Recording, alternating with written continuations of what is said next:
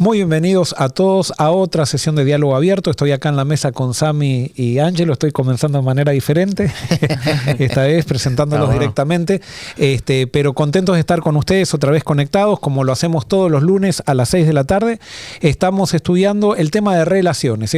La etapa de Diálogo Abierto es hablar sobre relaciones, cómo construir relaciones saludables, y estábamos hablando especialmente de cómo construir una sana autoestima, ya que tener una sana autoestima ayuda a tener buenas relaciones. Cuando tengo una autoestima dañada, eso imposibilita tener buenas relaciones. Entonces, ¿cómo poder superar una baja autoestima? Y estamos dando ahora remedios. Hemos hablado ya en los programas pasados de algunos pasos que podemos dar.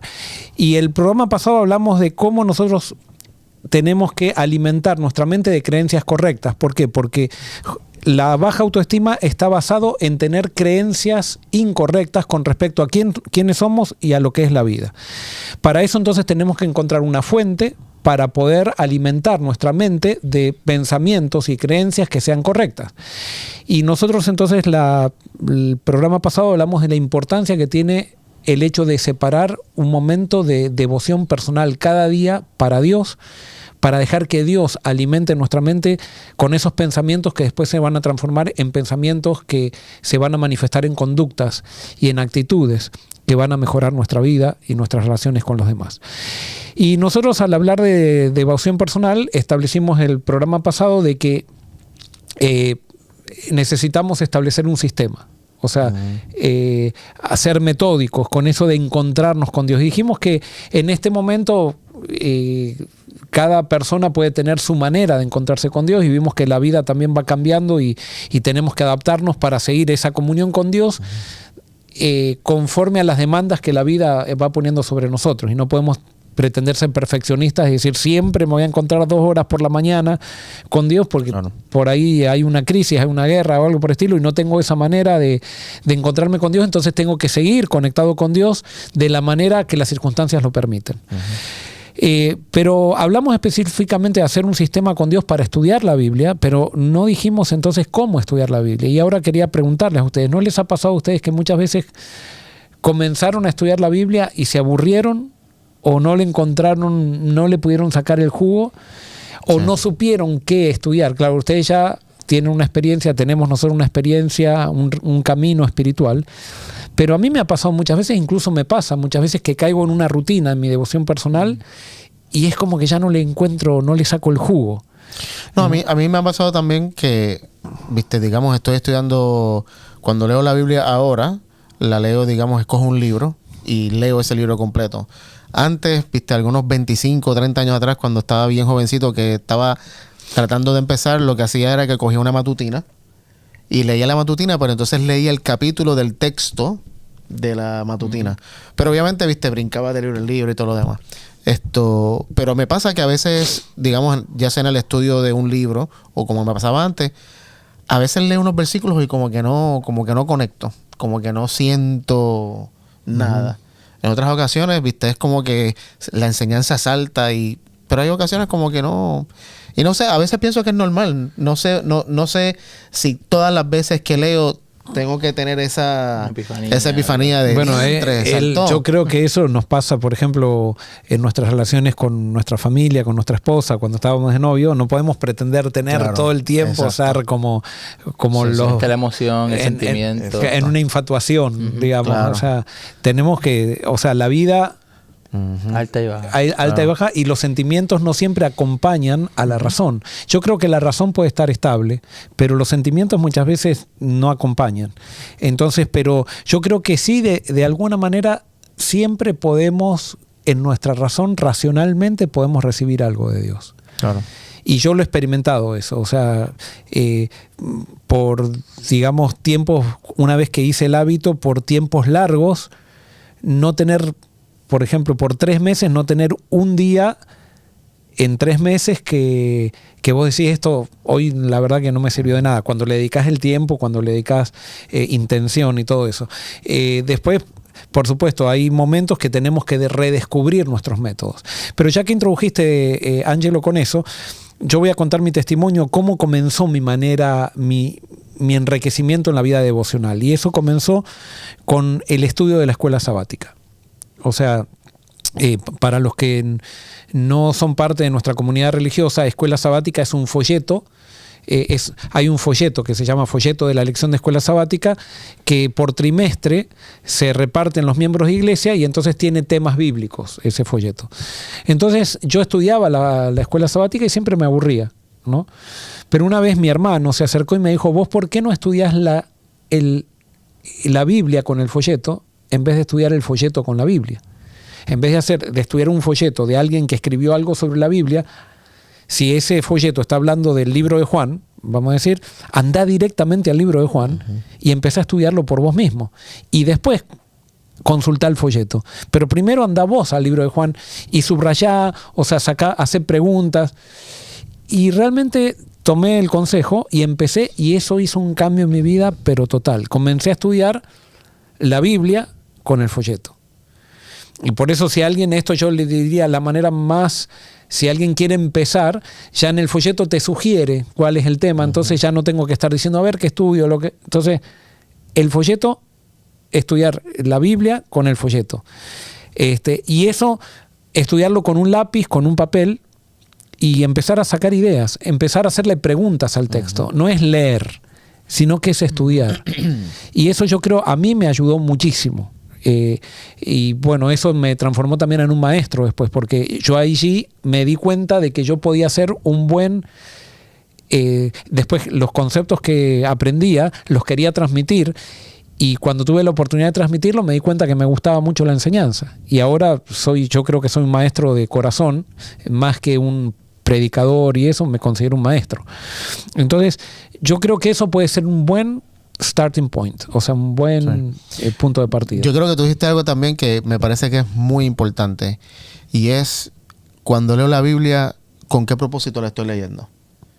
Si la estoy leyendo solo por leerla o por descubrir historia, y no sé, capaz que eso está bien, pero por lo menos en mi experiencia, lo que hizo el antes y después en mi devoción fue leer la Biblia, no importa lo que estuviera leyendo, tratando de descubrir dónde estaba Jesús.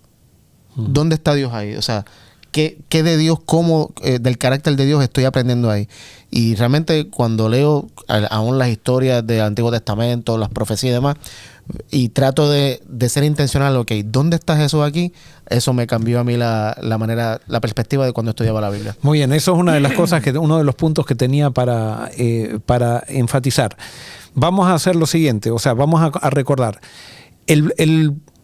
Si queremos sacarle provecho a estudiar la Biblia, tenemos que tener un lugar y un tiempo especial en el día. No puede ser a cualquier hora, no, tengo que tener un sistema.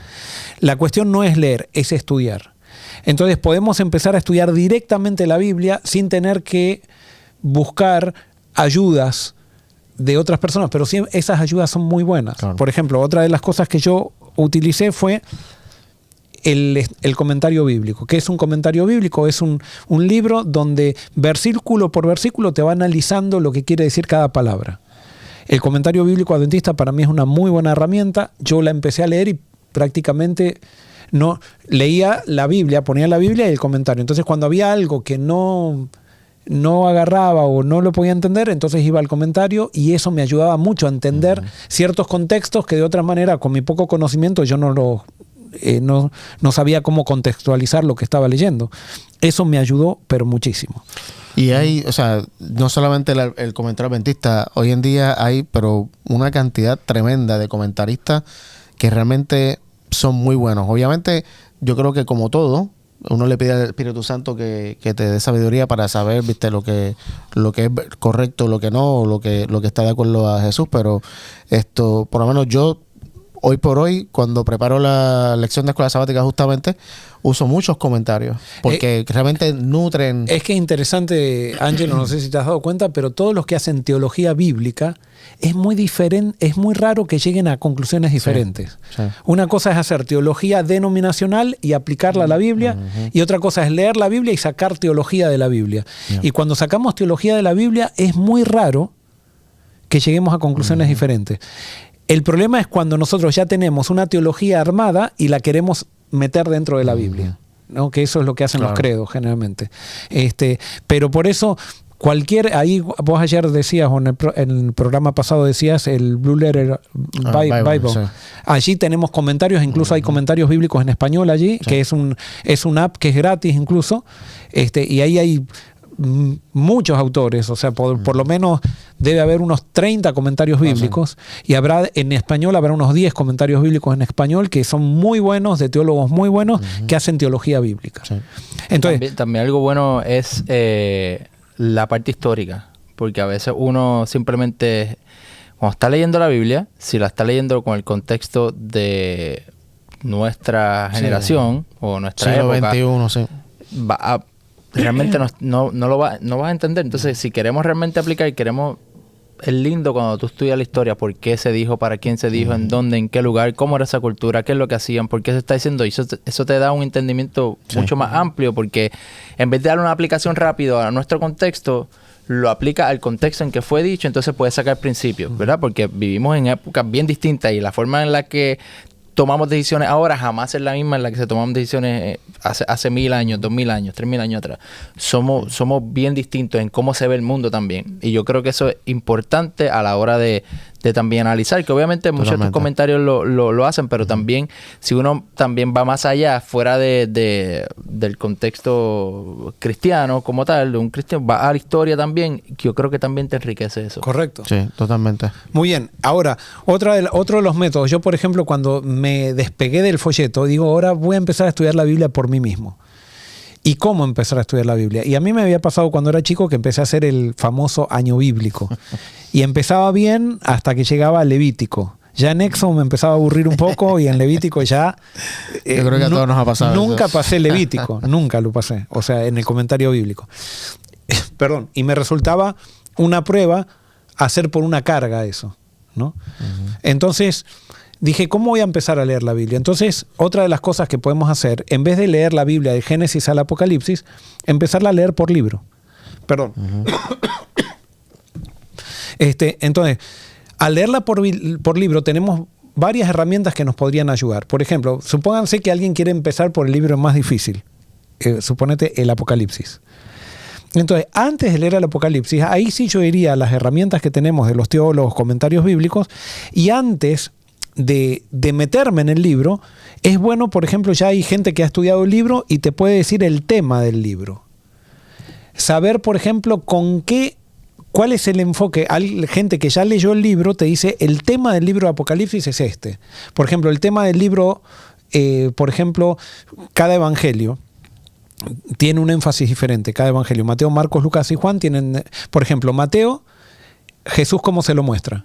Para los judíos, el Mesías. Sí, es para los judíos y se lo muestra como un maestro. Y ustedes van a ver que en Mateo están las enseñanzas de Jesús. Y por eso ya cuando yo empiezo a leer Mateo, ya sé que Mateo va a ser un libro de enseñanzas, más que de hablar de la vida y todo lo demás. Marcos tiene otro énfasis. ¿Cuál es lo que muestra Marcos?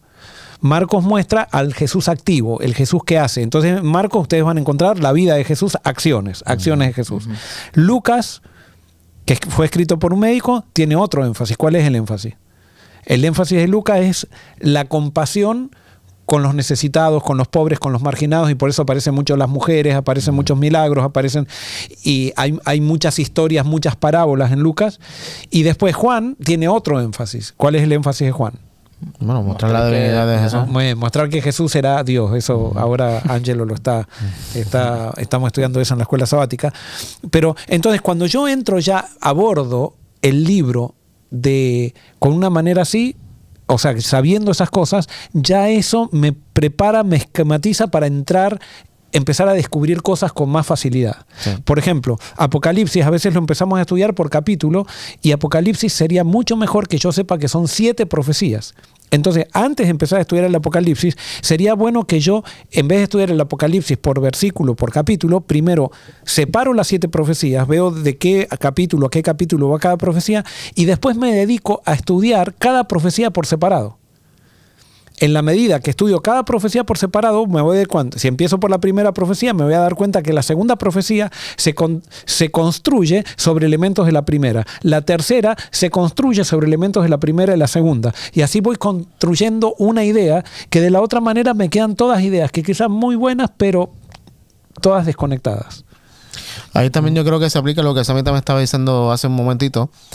Y justo lo que tú acabas de describir ahora, también es importante saber a qué audiencia se le estaba escribiendo ese libro, porque, por ejemplo, tú vas a encontrar que tal vez si la audiencia eran romanos, se le hablaba de una manera diferente a la que se le hablaba a los judíos, por ejemplo. Entonces, conocer eso, por lo menos pienso yo, ayuda para tú entonces poder tener esa perspectiva. Ok, le estaba hablando a personas que tal vez no conocían esto, o personas que sí conocían, y por eso puedes encontrar libros que a veces son muy descriptivos en cosas rituales y demás, y libros que a veces pasan muy desapercibidos y no te dan mucha descripción, porque está hablando una audiencia que tal vez ya sabía el contenido. Entonces, cuando uno va allí, uno dice, bueno, yo me puedo identificar, tal vez yo no sé mucho de, digamos, los rituales judíos o los sacrificios, entonces estudiar tal vez un poco los sacrificios para entonces entender el libro un poco. Sí. Claro, exacto. Y cuando va a la antigüedad, por ejemplo, va al Antiguo Testamento, eso es aún más complicado, porque entonces tienes que analizar cómo la gente pensaba, y a veces uno dice, oye, pero, y obviamente me pasa también, que a veces uno va para allá y uno dice, pero qué sanguinario, qué tanto, entonces, para ellos, ¿lo hubieran visto de la misma manera? Porque eran así, que tendrán esa mentalidad, vamos a cancelar esto, o lo hubiesen visto de otra manera. Entonces, ahí es que uno le saca de verdad el provecho, y uno entiende ahora a Jesús cuando viene a decir, yo soy el cumplimiento, y ahora uno entiende mejor.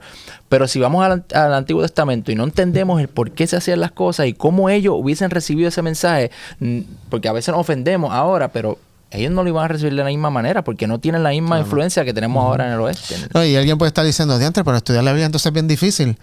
Yo no es que es difícil, pero yo creo que si le quieres sacar el mayor provecho, estas cosas que tú estás mencionando son, importantísimas. Ahora, claro, esto es medio técnico, porque estamos hablando de relaciones y todo eso, y estamos dando técnicas de cómo estudiar la Biblia. Pero esto, ¿por qué? Porque sacarle el jugo a la Biblia nos va a ayudar a descubrir los principios que rigen a la vida. Y cuando nosotros descubrimos los principios que rigen a la vida, comenzamos entonces a tomar decisiones en favor de esos principios, y eso tiene consecuencias de crecimiento en nuestra vida.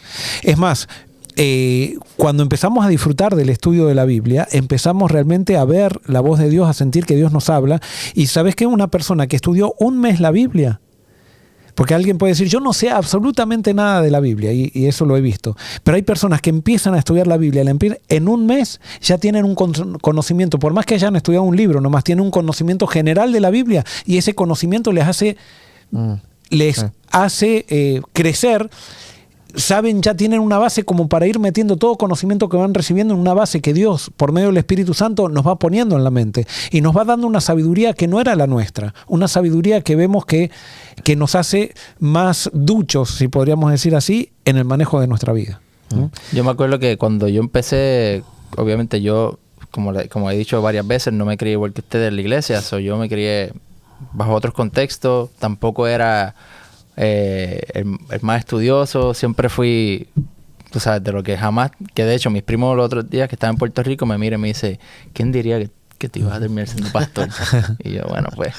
Pero me acuerdo que en esos comienzos, como no me gustaba leer, pero me daba cuenta que cuando leía la Biblia, como que me sentía más inteligente, no como, pero en todos los sentidos. Es que hay una sabiduría. Y había algo que cuando dejaba de leer o dejaba de estudiar, veía la diferencia, y yo me daba cuenta ya a mis 18, 20 años, que fue cuando yo entré a la iglesia a los 18 años, ahí fue que comencé a notar esa diferencia de cuando me ponía a leer la Biblia versus cuando no la leía. Era algo así increíble. Y no sé si era algo así místico. Yo sé que obviamente mientras uno lee, es sobrenatural que tiene el Espíritu. Pero yo lo sentía así también, porque simplemente era leer un poquito. Yo veía la diferencia enorme. Así que yo sé que había algo también sobrenatural, que de hecho, ahorita estamos hablando acerca de, pues, que se puede volver un poco aburrido, y es cierto. Y una de las maneras como yo usualmente leo la Biblia, y confieso aquí, jamás he podido hacer un año bíblico, que lo dije una vez, tratado, y no he podido, porque ese no soy yo. Bueno, usted me conocen, yo necesito estar haciendo 20 cosas, no puedo estar ahí quieto así, solamente ahí. Pero leo así esporádicamente, pero lo más que me gusta es hablar mientras voy leyendo, estoy hablando. Por eso es que Otros libros los puedo leer y los leo corridos rápido, lo que sea, y los leo. Cuando empiezo a leer la Biblia, no me toma tanto tiempo leer un capítulo porque es que sigo dándole vuelta y sigo dándole vuelta. Entonces comienzo a hablar con Dios y ahí es que es lo lindo de todo. Para mí, cuando leo la Biblia me cuesta leer así un libro completo al momento porque lo hago orando y hablando y es una experiencia bien linda. Y yo creo que eso es importante también decirle a la gente que cuando estamos hablando de vida devocional, no es que tienen que hacerlo exactamente como nosotros estamos diciendo. Claro. Esto simplemente son ideas. Estamos dando herramientas. Exacto. Y cuando tú empieces a estudiarlo por ti mismo, tú vas a descubrir cuál es el método que más te gusta, ¿viste? Y hay gente que estudia la Biblia a través, por ejemplo, antes teníamos en Diálogo Abierto, estábamos estudiando el libro de Hechos, versículo por versículo. Entonces hay gente que le gusta escuchar, no le gusta, o sea, no se pueden concentrar leyendo, pero sí se concentran escuchando. Sí. Y hay gente, por ejemplo, que busca otros materiales de YouTube, ahora que hay tanto en YouTube de estudios que hay, que esa es la meditación de esas personas. Ahora, por eso, nosotros lo que estamos dando es herramientas y estamos compartiendo nuestro peregrinaje y lo que nos ha hecho bien a nosotros. Una de las cosas que mencionó Ángelo y que quisiera mencionarlo porque es importantísimo, es el hecho de leer a la Biblia a través de Jesús. ¿Y qué quiere decir esto? Esto lo hemos repetido en muchísimos programas y lo vamos a seguir repitiendo. Cambia totalmente nuestra perspectiva de la Biblia cuando metemos a Jesús en la Biblia y cuando nos damos cuenta de lo que es el concepto de inspiración en la Biblia. ¿Por qué? Porque a nosotros, yo me acuerdo cuando era chico y yo iba a los estudios bíblicos, me decían que Dios había dictado la Biblia. ¿No? Y eso lo escuchaba y yo crecí pensando de que Dios había dictado la Biblia, como muchas personas, quizás alguien que esté escuchando piensa que Dios a los profetas les dictaba la Biblia y no es así. Lo que Dios hacía era impresionaba con un mensaje el corazón del profeta, a veces por medio de sueños, a veces audiblemente y a veces por una impresión, y el profeta, inspirado por Dios, quería decir empujado por Dios, escribía el mensaje que Dios le había dicho, pero escribía el mensaje dentro de sus limitaciones. Entonces, como nosotros hemos dicho siempre que Dios, el pecado lo que hizo fue tergiversar la imagen de Dios en nuestra vida. Entonces, cuando Dios comienza a revelarse, comienza a restituir la imagen de Dios que estaba borrada en nuestra mente, entonces los profetas pasaron por el mismo proceso que tenemos que pasar todos. Y por eso en el Antiguo Testamento, si bien ha sido inspirado por Dios, no es tan clara la imagen de Dios, porque cuando los profetas escriben, transmiten el mensaje con sus limitaciones y le atribuyen a Dios cosas del hombre. Eso se llama antropomorfismo en términos teológicos. O sea, le ponen a Dios una forma humana. Y como no conocían, no había llegado Jesús, no se podía saber exactamente quién era Dios y cómo era Dios, cómo se comportaba Dios. No se podía saber exactamente. Eran todas, en cierto sentido, especulaciones con respecto al carácter de Dios que se lo hacía a través de los símbolos que Dios mostraba y a través de lo que los seres humanos mostraban, ¿no? Pero cuando llega Jesús, se encarna la revelación de Dios y en Jesús nos podemos dar cuenta qué es lo humano de la Biblia, a pesar de que toda la Biblia ha sido inspirada, y qué es lo divino. ¿Qué es lo humano de la Biblia? Todo lo que que contradice el carácter de Jesús es lo humano. ¿Y qué es lo divino de la Biblia? Todo lo que va a favor del carácter de Jesús. Y eso no minimiza la veracidad de la Biblia o el valor de la Biblia. No. Porque quien dice, bueno, pues entonces yo no puedo confiar en la Biblia en la parte humana. No. ¿Sabes? También hay que tomarla. Correcto. En la parte humana no podemos confiar en el sentido de que en la Biblia podemos confiar como libro, pero no podemos confiar en las letras de la Biblia. Eso está clarísimo. Exacto. O sea, lo que estoy diciendo no es ninguna herejía porque esto es algo que todo el cristianismo... Pablo mismo lo dice, la letra mata. Exacto. Pablo mismo lo dice, o sea, es algo, pero que nos cuesta entenderlo como seres humanos y posiblemente haya alguien que se esté escandalizando por lo que estoy diciendo, que es bíblico. O sea, nosotros no nos podemos idolatrar la letra de la Biblia. Y por eso tenemos que ir el mensaje y por eso Jesús fue tan enfático diciendo yo soy el camino, la verdad y la vida. Todo el que quiere encontrar al Padre tiene que venir a través mío. Él dijo en Juan 17:3, en esto es la vida eterna, que te conozcan a Dios el único verdadero y a Jesucristo a quien has enviado. O sea, eso es lo que tenemos que... No, y lo hace relevante porque entonces tú empiezas, si tú no lo haces de esa manera, ¿cómo tú vas a hacer esa historia relevantes a tu vida? Claro. Historia de Jonás, esto, entonces te queda, ¿cuántos rayos nosotros vamos a estar metidos dentro de un gran pez? Pero ¿qué lección y qué principio podemos aplicar ahora nosotros detrás de eso que nos ayuda en nuestra vida donde podamos estar dentro de un gran pez o cosas que pueden estar sucediendo? Entonces, ahí es que está el punto, es ver los principios que están detrás de eso. No estoy diciendo ahora que si pasó o no pasó, pero creo que lo más importante es eso mismo, ver cuáles son los principios que sacamos de esto en base a Cristo. Y pregunta que les hago, ¿ustedes piensan que, porque también lo hemos dicho, o sea, el mensaje central de la Biblia son relaciones, Sí. ¿no?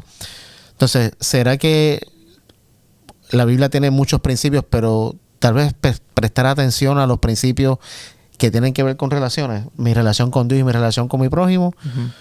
O no sé, o los demás. No sé a qué. Cuando estudiamos, tratar de identificar eso.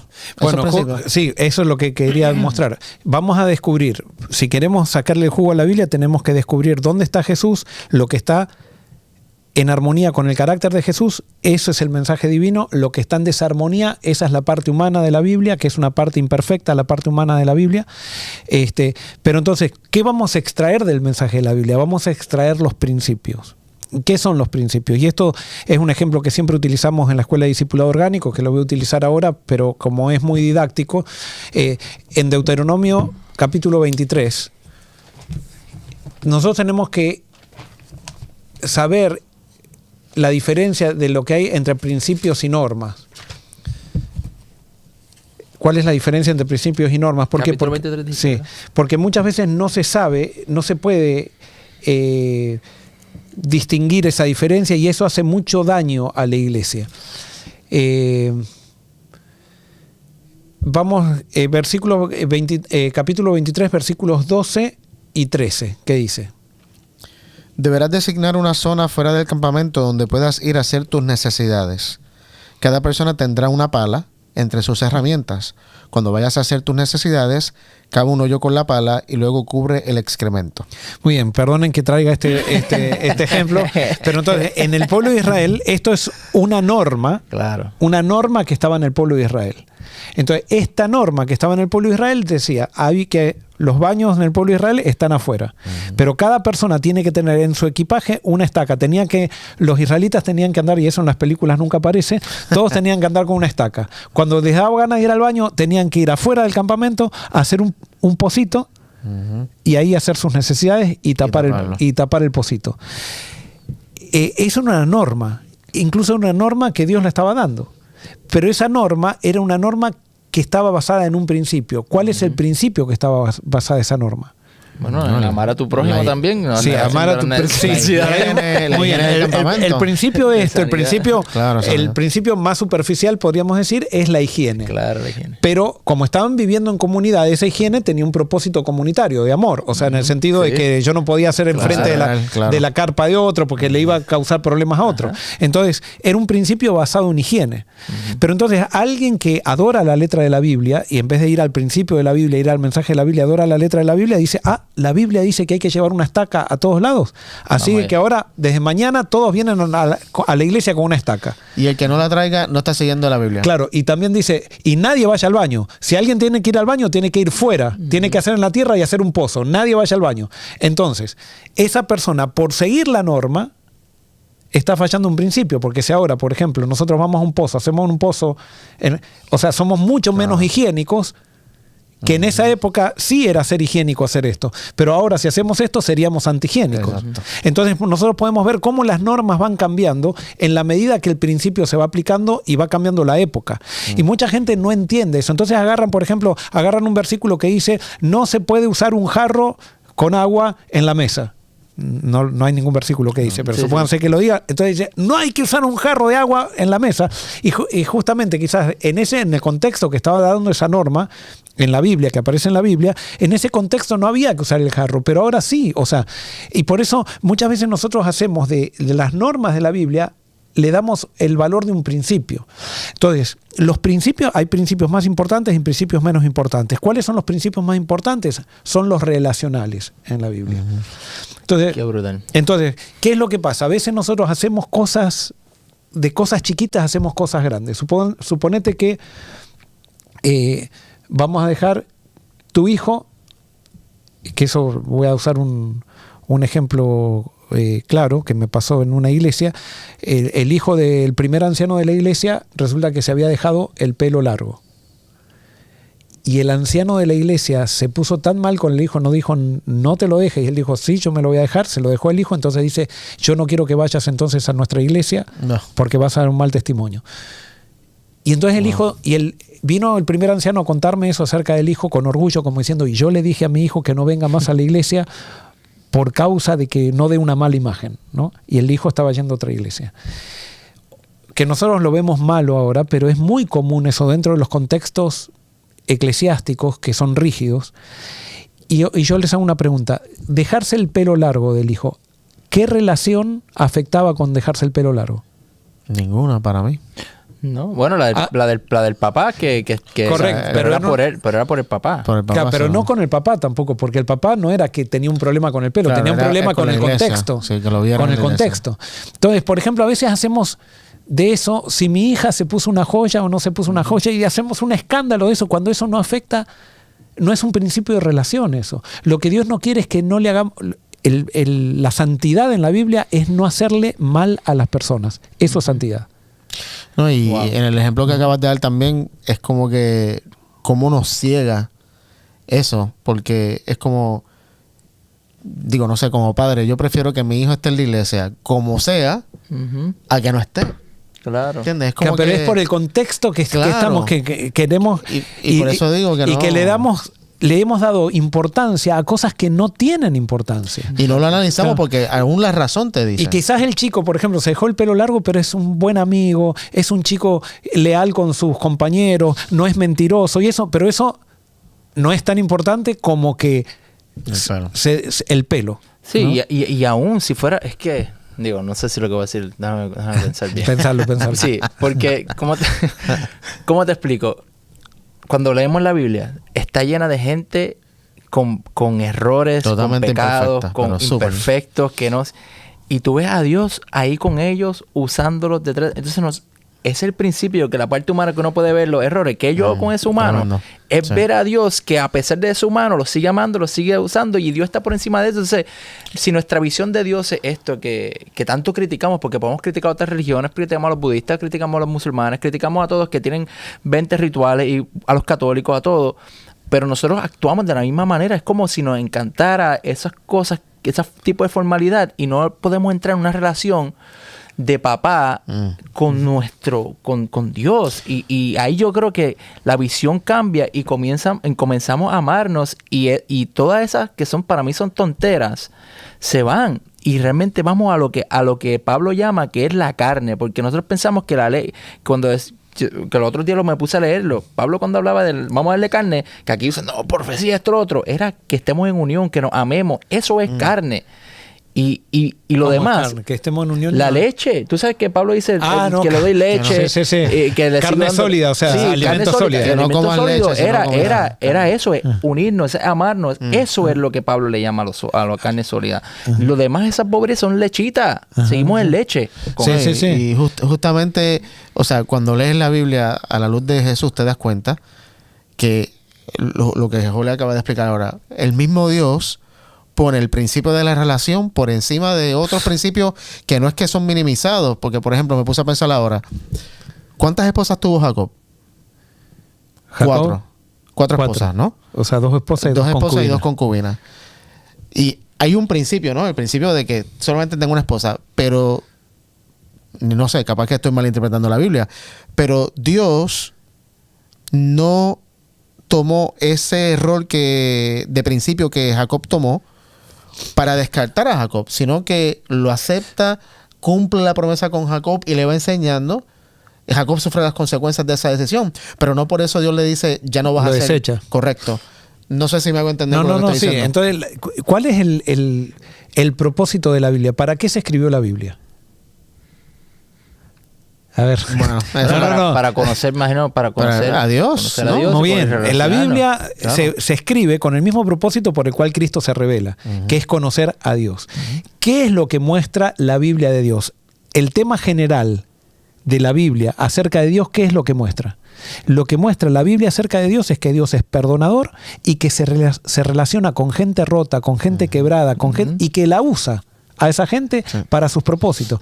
Eso es lo que... Pero nosotros cuando leemos la Biblia, desde la escuela sabática nos empiezan a enseñar Elías el superhéroe, Jacob el superhéroe, Abraham el superhéroe. Y hay un solo superhéroe en la Biblia que es Jesús. Todos los demás son personas quebradas, personas que se equivocaron y eso, y nos muestran cómo Dios nos toma a todos de donde estamos, nos perdona y va trabajando con nosotros con paciencia, como trabajó con los discípulos, hasta soportando traiciones, soportando todo, y no por eso nos desecha. Los únicos que nos desechamos de la presencia de Dios somos nosotros, como Judas, que él mismo se autodesechó, pero Jesús nunca lo desechó. Entonces, eso es lo que, y ahora volviendo al tema, y ya tenemos que cerrar, al tema principal, cuando empezamos a estudiar la Biblia desde ese punto de vista, eso comienza a alimentar nuestra autoestima y comenzamos a darnos cuenta que en Dios somos valiosos, que Dios tiene cuidado de nosotros, que Dios no nos condena por nuestras equivocaciones, que nuestras equivocaciones no nos determinan para no tener la ayuda de Dios. A pesar de que nos equivocamos, Dios dice, toma, dame tus veredas torcidas y yo las haré derechas, dice Dios. O sea, no hay nada que nos quite del amor de Dios, y eso es el mensaje de toda la Biblia. Pero no podemos hacer de los personajes de la Biblia los superhéroes, porque no lo son. Hay un solo superhéroe, que es Jesús.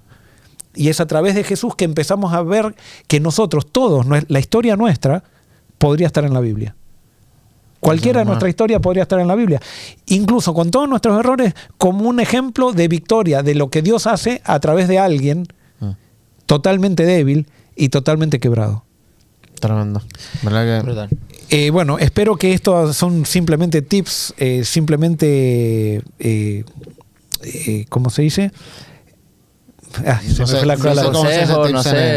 Consejos. Son consejos, son pequeñas ayudas, pero esperamos que a ustedes les pueda servir para empezar a desarrollar una devoción con Dios y empezar a conocer a Dios a través de la Biblia, pero entendiendo el propósito por el cual se escribió la Biblia. El propósito por el cual se escribió la Biblia es mostrarnos quién es Dios, que Él nos ama incondicionalmente, que Él trabaja con gente imperfecta, que Él vino a salvar, no vino a condenar. Cuando empezamos a entender eso, nuestra autoestima comienza a crecer y comenzamos a darnos cuenta quiénes realmente somos. Muy bien, terminamos con una oración. Creo que hoy no oramos para comenzar. Nos olvidamos, perdonen por eso. Sammy, ¿quieres orar? Oramos antes de que comenzara el programa. Oramos nosotros, pero no oramos en vivo. Oro. Padre, gracias porque tú eres tan bueno, Señor. A veces nosotros queremos complicar tanto porque eres un Dios tan grande. Lo has hecho todo y quizás pensamos que tenemos que hacer algo para agradarte cuando ya tú creaste todo y todo lo que tú creaste te agrada. Y que dejemos de mirarnos a nosotros, nuestras imperfecciones, nuestras debilidades y comencemos a disfrutarte a ti, Señor. Y que mientras te conozcamos, mientras te busquemos, Señor, que podamos crecer contigo, Padre.